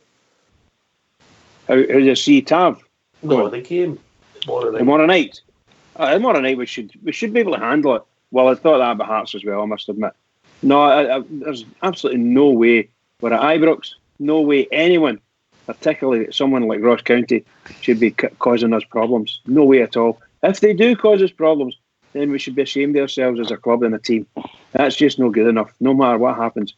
No, it wasn't good enough on Saturday, and we'll pay the price for that for sure. But we can't have two in a row. So tomorrow night is absolutely massive. I see Rangers pulling themselves together and getting on and doing it. And I know I always say a 1-0, but it should be 2, 3, 4 easily. We should be scoring 3 goals against that team. But we need to close the back door as well at the same time. Oh, I think 2 goals tomorrow night, Jimmy. What do you think about that? A goal fest. A goal fest. He's on the Rastafarian Woodbine and all. He's going for 2. Look, yes. I mean, I would take a Bridgeman tomorrow, right? I would, because it's a win. But I'm looking for a big result tomorrow with a few goals to give a good bit of confidence to get into the game against the Sheep on Saturday. The team just looked lacking of confidence against the Hearts there, and as Stardug alluded to, we don't know why, but not one of them looked as if they'd never played together before. So we're looking for a big performance. Yes, I would take the 1-0 walking away, but I'd be really disappointed if we don't batter 3 or 4 against them at Ibrox. Let's hope it's a decent. I know it's going to be really cold tomorrow, so get yourself wrapped up. I'll be there, but we need to get a great result tomorrow, a confidence result, a good performance. If Alfredo can score a hat-trick leading up to that game on Saturday, there'll be nobody more happier than me. So I'm looking forward to it. They're a big, strong team, Ross County. Strong. Our midfield has got to get involved in the game tomorrow. They never at the weekend. They've got to get involved and start controlling that. We get back to controlling the midfield again. And Aribo and certainly Kent, for me, have got to up their game. The 2 of them. Because they're part of that attacking lineup up front. They've got to give us more, the both of them. And certainly Kent has to. Past a man at all on Sunday. No, he's got to give us more Ox, He's certainly. And he's got to in him. That's the thing, he's got it in him. What a goal he scored as well. What a finish. It was a cracker. The football played up to that, just for that wee section of the game, that wee point in the game. Nice run by Barisic, nice layoff by Aribo. And we need to see more of that. And the problem for me at the weekend was all this long ball stuff. I'm screaming at the telly, keep the ball on the ground, play your football, play your passing game. And we never done that at the weekend, Ox. We've got to get back to that again. We have to get back. I think the players have just fell into the habit of doing a lot, mate. It works so well when Alfredo's up top for us. He brings the ball down, he holds it up, his link-up play is usually phenomenal. I think some of them have just fell into a habit of doing that. I don't think any of them are able to adapt to Jermaine Defoe's style of game. Albert's mentioned it on here 400 times. I don't think we've got anybody up there that can adapt to his style of game, mate. Does anybody think that Aribo might get dropped back a place tomorrow, back into the midfield to give somebody else the right? Well, who are you going to play there For, then? for the physicality aspect, mate. I don't know. I'd maybe play Arfield in the right. I don't know. Would you put Arfield back in the right again? That's a strong possibility. That's a good shout, actually, Starbug. I think I would probably have a go at that and see how it works out for the first 45 minutes. Put I'm just Arfield thinking, Joe Rebo seems to wander forward. Joe Rebo likes to give himself a bit of freedom. Do you know what I mean? He seems to wander forward into the box anyway from a midfield point of view. So, I mean, why not just play him back in there and give Arfield the right again? Or Jake Hasty might feature, I don't know. But personally, I'd go with Scott Arfield. Yeah. But I'm looking for a big performance tomorrow and all, guys. I don't want a 1-0. That would be 4 goals in 4 games we've scored. That's crap. Then I don't want that. I'm looking for a big performance tomorrow. I really am. Alfredo's back. He'll be looking to get back, mate, to be firing on all cylinders as well. So I'm looking for a 3 or 4-0 tomorrow. I really, really am. I'm looking for a big performance because we need to show this league that we're still in this title race because we are still in it, in my opinion. We need to show everybody else we're still in it because we have looked jaded the past couple of weeks, and I'd like to see us just getting back to our best, the way we were before the New Year's break. Paul Perrin, you come, mate. I'll get it. My bench. I've got a strong bench, and they want to hear my bench. Go on then. Davis, Aribo, Kabara, Defoe, and Edmondson. Oh, you're some man, so you're. Oh, I'm coming to a party in your house. I'm telling you, Jimmy. My flare boards are made of rubber. Well, the fuel of them made of rubber. I'll tell you. Anyway, so you were going to ask me about the loyalty thing. The loyalty thing's a good thing and a bad thing. But the biggest bad thing is if you show too much loyalty to a player. Well, the good thing is you can play him back into form. If he's out of form and you stick with him, he can come back into form. That's a good thing. Plus, you're showing loyalty. But the bad thing is, if he's out of form, the boy in training, if he's back up, if he's playing out his skin in training and trying and working his balls off and he's not getting a chance because you're showing loyalty to the guy in the first team, or too much loyalty to the guy in the first team, that's a detriment to your squad. So you need to, it's a happy balancing act, I suppose, for that loyalty carry on. You just need to watch what you're doing. Everybody needs to get a fair crack. But once you get your fair crack, you need to take it. You need to take your chance. And this is where I'm falling down with some of these players. No, the French players I'm talking about. They're not taking chances. If it was me, I'd be kicking his door down. I'd want my chance. I'd really want my chance to know and say, I could do better than that. I mean, Jones and Barker, for example, on Sunday, how would they know ever biting his ear, going like that out to McAllister and saying, "Go to get me on, I'll change this game, I'll win this game for us, get us on the park." But everybody seems to hide behind the big chairs, playing hide and seek. Oxshire, can I come in for a wee second? There's a good discussion going on in the lobby, and it all around Naismith. And I'd like to ask the guys in the panel, do you think we missed a trick by no bringing Naismith back? Oh, I think that's a whole show on its own, mate. Not for me, Jimmy. A whole show on its own. I know what you're saying, but look, if you look at the guys in the lobby, they're all actively getting involved in the discussion about Naismith, and I don't see anybody saying no yet. For me, it would be an aye. I'd have taken him in a heartbeat. I'll tell you this. If you'd asked that question on Friday night, you'd have a different answer for what you get this week. No, because Hearts beat us on Sunday. That's not the day, but I think they missed a big trick. For me, Jimmy, I'm not arguing about his ability, but for me, what he done, no. Come on, we need to get out of that. We're not getting out of that, Jimmy. I'm not forget. I've told you before, Jimmy. I'm don't forget things. I'm not forgetting any of it. But I think I want revenge on Scottish football. I still want revenge on Scottish football, and he's just part of that for me. No, well, I think I can stand up and say I think I could be bigger than that. I think we need to forget about that. What matters to me is Rangers, and I think if Stephen Naismith was available, then I think Rangers should have went for him. I think they missed. Because you know why? I think Stephen Naismith is a far better player than Jermaine Defoe in there. He probably is, but still. Well, there you are. For me to get bigger than that, Jimmy, I'd need to climb a ladder. I'm no bigger than that. I need to get a bigger ladder than you. Jermaine Defoe would score different kind of players. No, but I think different type of players. Right? Different type of players. I know what you're saying. We've discussed Stephen Naismith for hours and hours on here, and he's too much of our time. He's an ex-player, and he's gone.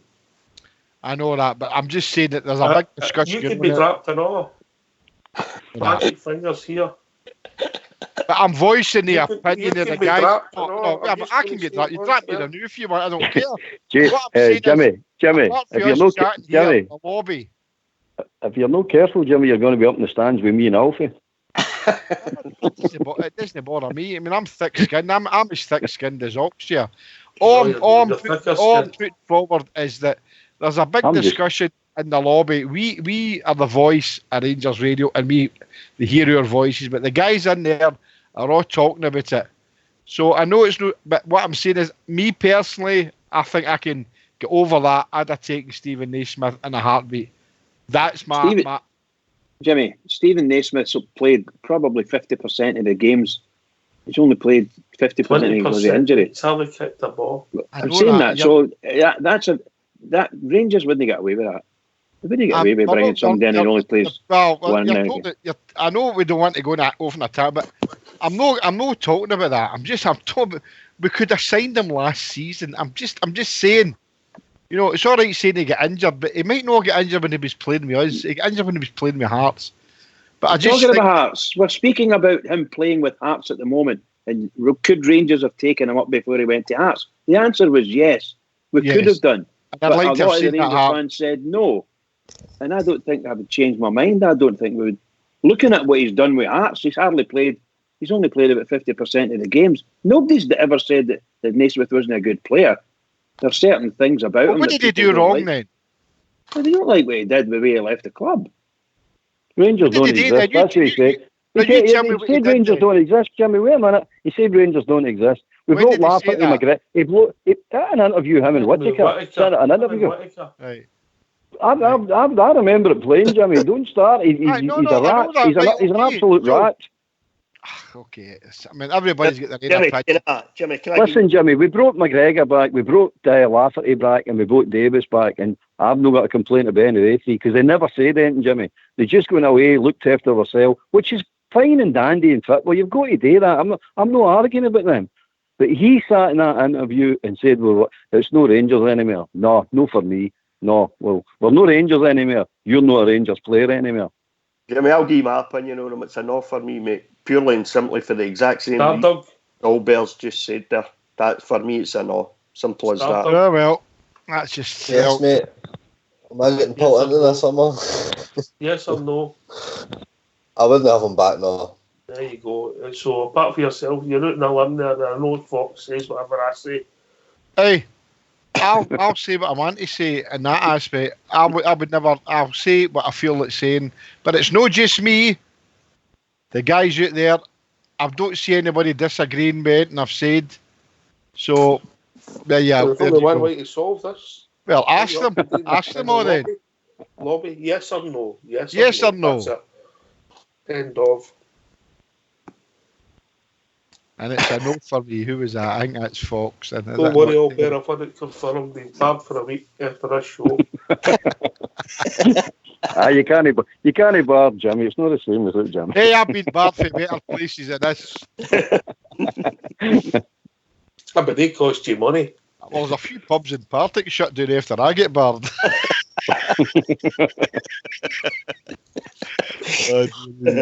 Let me see what we get here. At least it's lively. So it's 80% no at the moment in the lobby.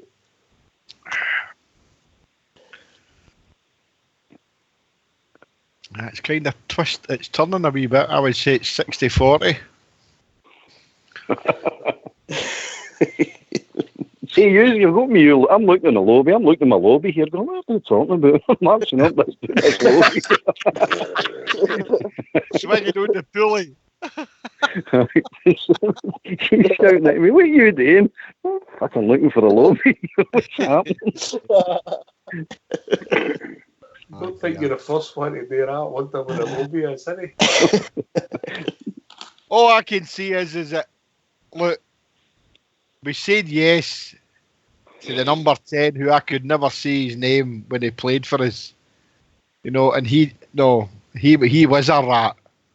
You know, and yet, because whatever Stephen Naismith said, whether it was right or wrong, but for me, it's I would take him back.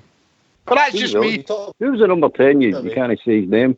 Who's that? You used to sing a song about him, but I used to put F, super, and right. Played against us, and then the Rangers fans started to sing super. No chance, would you get me? You know what I mean? No chance. 8 to 1 on Facebook, no. I don't see when you see 8 to 1. I've had it confirmed. Terry you must be looking at. Well, you must be looking at a different one. So it just shows you how much you're out of touch you are with the Rangers support. That's fine. That's fine. But I'm entitled to my opinion. You know what I mean?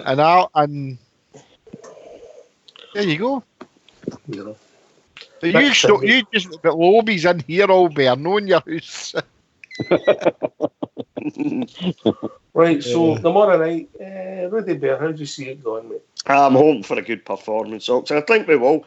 We seem to be able to, when we get a bad result, we seem to be able to come back. I remember when we dropped 2 points up at Pataudry after being 2-0 ahead. We went on a really good run, didn't we, in December. I think it was 6 games. I think we won 5 and drew 1 or something like that. We scored about 15, 16 goals. So I'm hoping the same thing happens after yesterday. Sell a good shakedown. They'll get out there and tomorrow night at Ibrox and stick their chests out and go out and play like a proper Rangers team. As Gary McAllister and Stephen Gerrard said in the past couple of interviews, they didn't recognise the team. Well, none of us did because it was such a woeful performance.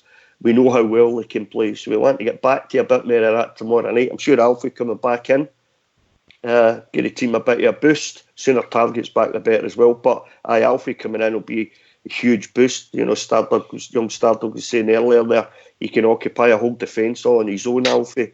He's that kind of player. Jermaine Defoe's never going to give you that, unfortunately. So I'm going for a 3-1 for tomorrow night, Ox. I think it'll be a 3-1. All right. Stardog. I'm going to go for a 4-0 tomorrow.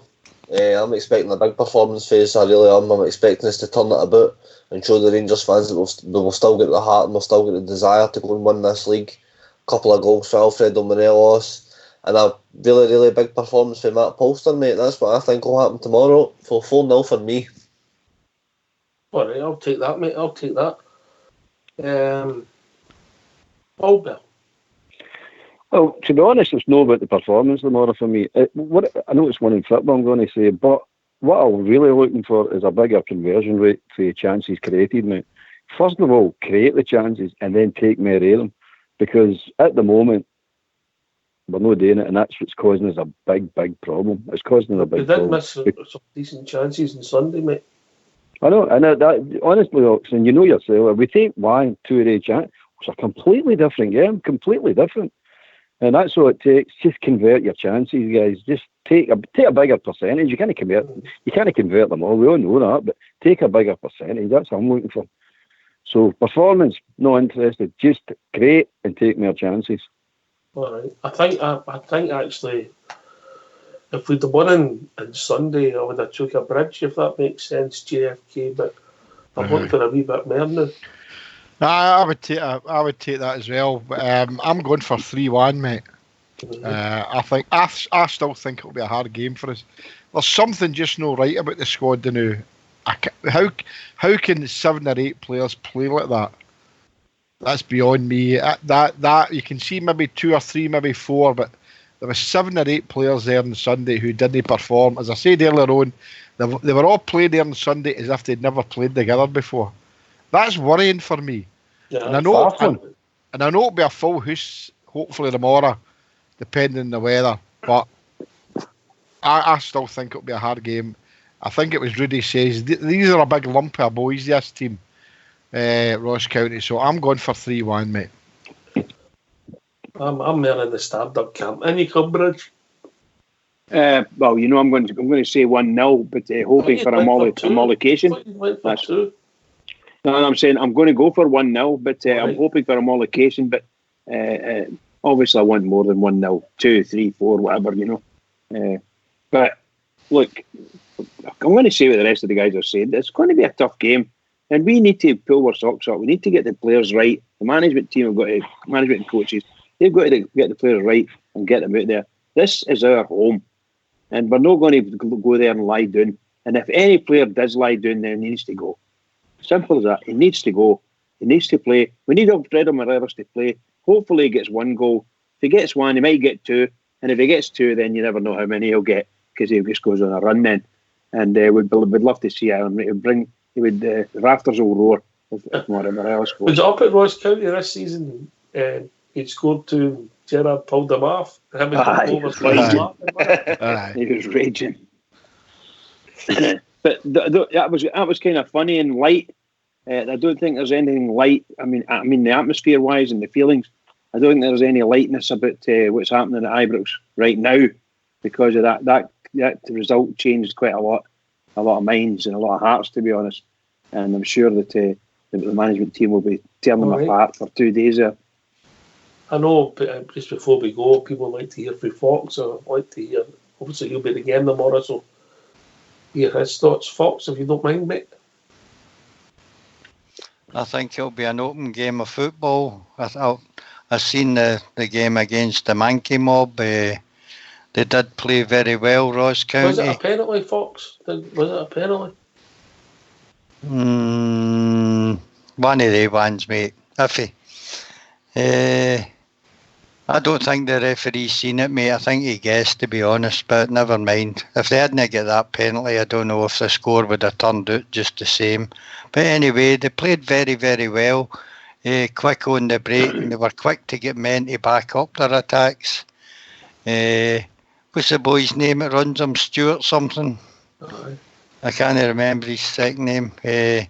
He's done very well at Ross County. I think we'll come out and show a real attitude tomorrow night. I'm hoping that they won't score, and I think we'll score 2 or 3. All right, okay. It's obviously after we're looking for a response for Sunday, Fox, huh? Well, it's imperative we come back and get back in the saddle, as they say, and that we have a good win tomorrow night. People are saying they don't care about the performance, but I think the performance will matter tomorrow night to the fans. I get that, mate. And what's your team tomorrow night, Fox? Pretty much like everybody else. I think Polster will hold on to the right back position. I do agree that Arfield will come back into the midfield. I've got one thing, right? Since we've came back through the Middle East, right? I've heard Gerard saying that Ryan Kent and Joe Aribo have got free roles in the team. Now, for a player to have a free role in a system, mate, they've got to be real playmakers for me. And I don't think any of the two of them suit that. I think we played well before Christmas when they had a designated role on the side and just didn't go where they felt like. And especially with Ryan Kent, who seems to drop deep when he should be in the box for me, playing in that position. And I don't think he's been as effective since we came back from Dubai, mate. I don't think anybody has been, mate, if I'm being honest, has it? If I'm really honest. No, we've not played well since we came back, but we can put that right tomorrow night. All right, well, we've reached that time of the evening, Fox. Bridgeman. Well, what can I say? I had a good night tonight there, Foxchair. Good discussions. I'm sure there's people getting a wee bit upset by what happened in Sunday, so we need to, as Big Stevie was saying, we need to calm it all down. Huge game, biggest game of the season tomorrow night, and we need to do it. So all I can say is to all the Rangers fans all over the world, and particularly Rangers fans on here, on Rangers Radio, every single one of us, get out there, get the tickets, get to the game, keep it going for the Rangers, because the Rangers really need us. Keep it going, guys. Here. Thanks for everybody for joining us. Thanks for all the callers. Thanks for everybody taking part in the panel. Thanks for all the boys in the lobby. Thanks for all the technical staff in the background working away, keeping the show going. This has been Rangers Radio. We'll be back tomorrow night at 6:45 with a pre-match show. Rangers at home to Ross County. Take it away, old school play.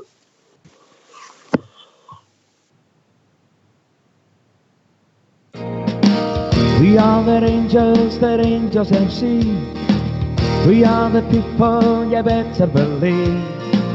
We are together, we're doing the bouncy all over the world. We had our troubles, but now they are gone. They tried to kill us, but the Bears we stood strong. We are together, doing the bouncy all over the world. We'll see you by Brox for Lancer at 3. Follow, follow, and God save the Queen. You'll hear us singing, doing the bouncy all over the world. In Barcelona in 72, we beat the Russians by 3-2. Still celebrating, doing the bouncy all over the world. Glasgow Rangers are back where we belong. Blue sea of Ibrox, and we're still going strong. We wear our colours, the red, white and blue. We wear them proudly like blue noses do. We are together, doing the bouncy all over the world. The pride of Scotland, but that's nothing new. The pride of Glasgow, and Glasgow is blue.